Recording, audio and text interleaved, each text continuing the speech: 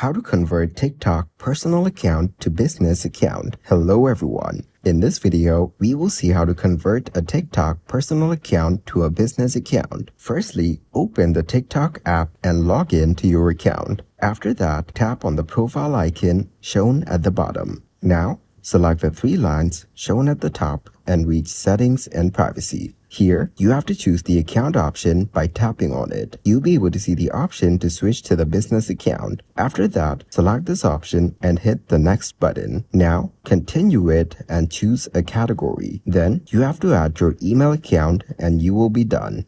Thank you guys for watching this video. Hope you got some value. Make sure to like the video and subscribe to the channel to get notified of new videos.